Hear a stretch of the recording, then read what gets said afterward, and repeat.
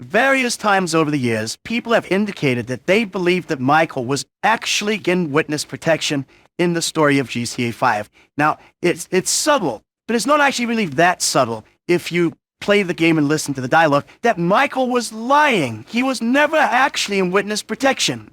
So here's the story of GTA 5, guys. Basically, Michael at some point met Dave. Don't explain how. That they kind of like each other to some degree. They at least respect each other. In Dead Man Walking, as Michael is passing out, Dave says, "You know, I always kind of liked you." They get coffee together and buy the book. In the wrap-up, Michael says to Dave, "This is why we're such good friends, huh?" Like, some of it could be seen as sarcastic, but it's like they definitely have some sort of a begrudging respect for each other and an amount of friendship. While recognizing that, they're in different parts of their lives. Of course, he is a criminal. Dave is in the FIB. And of course, they would probably sell each other out to save their own necks if that's what it took. But while that isn't the case, they still are, to some extent, friendly in that way. So Michael and Dave hatch a scheme so that Michael can get out of his crew, fake his death, and disappear. Dave gets all the glory. The glory comes from everyone believing that Dave took down the Michael Townley, the notorious bank robber, giving Dave a boost in his career. And Michael gets a clean slate somewhere else with a completely different name. Some of you might be thinking that, oh, I thought Dave and Michael came to an arrangement after Michael got shot. That's not the case. And by the book, Dave says that Michael promised him that it would be a clean job. No casualties. The only way Michael could make such promises to Dave is if they were already in contact before the heist. While we're not certain what things were meant to look like during the actual heist, there wasn't meant to be that much police attention, as referenced at various points in the game. It's not like they planned to barely miss a train, get clipped, and get out and walk on foot. Was there ever a helicopter? Who knows? But the plan clearly was that they were going to meet Dave and things were going to go down. And by the book, Michael suggests that the wrong guy got killed. So basically, it seems as though, as you can see if you look very closely in Prologue, Dave was trying to shoot Trevor, but then Brad crosses in front of Trevor and Brad gets shot. Brad, it seems as though, was meant to be taken into custody, likely to draw attention away from Michael, disappearing or whatever, because he was going to fake his death. So the trial of Brad, the prosecution of Brad, was meant to be the cover, the headline used, so Michael could get away. It could also be possible that Michael didn't want Brad to die, because Michael isn't really a fan of unnecessary killing. Sure, he'll kill someone if they're in the way, if he has to, if it's a requirement for him to reach his goal, but he doesn't like to kill people unnecessarily. It should be obvious to you why Michael chose for Trevor to be the one who dies and for Brad to be the one who stays alive, because Trevor is a crazy psychopath. Michael references all the time, you can never trust that guy. He could just do something crazy at any minute. If, Trevor was the one put in jail, Michael would know that Trevor would be sitting there behind bars going, "I'm gonna get that fucking Michael Townley. It's the last thing I do." And of course, Michael doesn't want that shit hanging over his head. But of course, that didn't go down that way. Brad got shot, and Trevor was like, "Oh my God, Brad!" And then Michael, of course, it is not said explicitly whether he actually got shot or is when a bulletproof vest or the fake thing or whatever. But whatever the case may be, Michael fakes dying effectively, and Trevor's like, "Oh no," and runs away, and Trevor gets away. That was not intended. Trevor was meant to die. Brad was meant to live and be prosecuted for his crimes. So as far as the wider FIB is concerned, Michael is dead. Dave actually killed Michael. Dave got the glory. This is why Dave is referenced as being in all the papers. And Michael's like, "Oh, Trevor's going to recognize you." And Dave's like, "Oh, yeah, maybe I should keep my head down." Because, he was famous for killing the notorious Michael Townley. So Michael was never in witness protection. Witness protection for what? No one was convicted of anything. That Brad was dead, Michael is apparently dead, according to the FIB, and Trevor runs away. Why would Michael be in witness protection? Maybe you're sitting there thinking maybe Michael gave up some of the lesser crew members that he worked with over the years. Michael is the big cheese in this game. He is the famous Michael Townley. You don't let a guy like that off by giving up smaller underlings. And he can't give up Trevor, and he can't give up Brad, so there's no one else for him to give up of equivalent value. There's nothing that the FIB could have gotten better out of Michael than simply putting Michael behind bars. There was actually a phone call that most of you probably have never heard. Most of you think that Dave just busts in on Michael and Franklin while they're watching the TV just after they've done the jewel store heist. But this isn't the case. Michael makes a phone call to Dave, showing that they still are in contact after all these years. "Michael, Dave, to what do I owe this pleasure? Just want to talk. You behaving yourself? Of course. And how are the kids? Great. Amanda too. Wonderful. She sends her love. So how's the job? Good, thanks, yeah. No supervisor. Steve Haynes. He's on that TV show. Really? Good guy? He's okay. Well, it was nice to catch up. Same to you.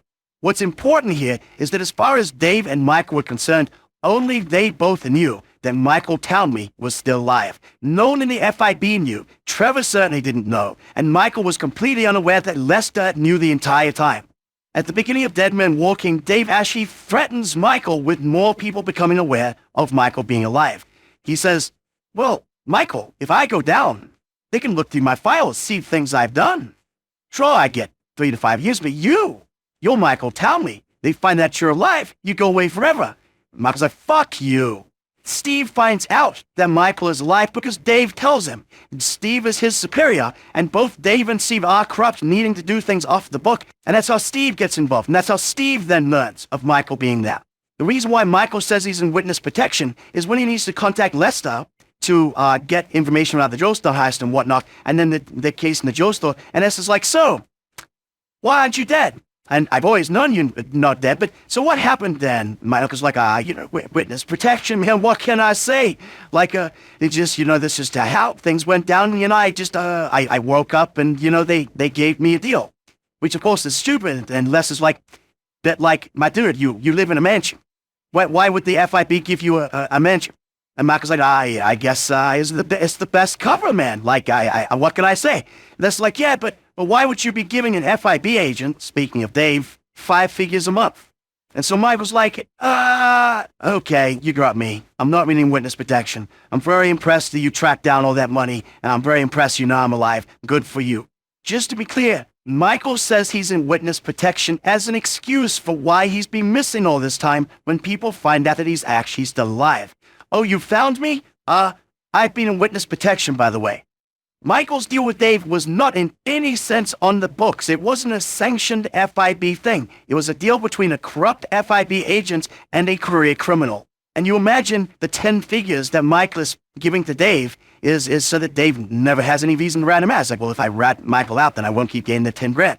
Or either that, or to incentivize Dave not just to kill Michael actually in prologue, like set up everything to go wrong and actually kill Michael, because Michael's like, well, if he needs to keep up his end of the deal, so I keep paying him the 10 grand plus a month or whatever. It was a lot of goddamn money. Michael must have, well, of course, Michael was a notorious bank robber, so he'd robbed millions by this point. And that's why Trevor is so pissed at the end of Derailed, where Trevor's like, you blur the identities. I didn't have access to my millions. And that's why Trevor, you find him out in the middle of nowhere, because he can't access his money, because the FIB knew who Trevor was at that point. And so they froze all his bank accounts. And that's another reason why he's pissed with Michael, because he didn't have access to all the money that Michael still had access to, because Michael knew what was going to go down. So he likely moved all his money out of those bank accounts, or maybe just over a long period, slowly moved it to places where it wouldn't immediately be tied to him and thus wouldn't be taken by the FIB.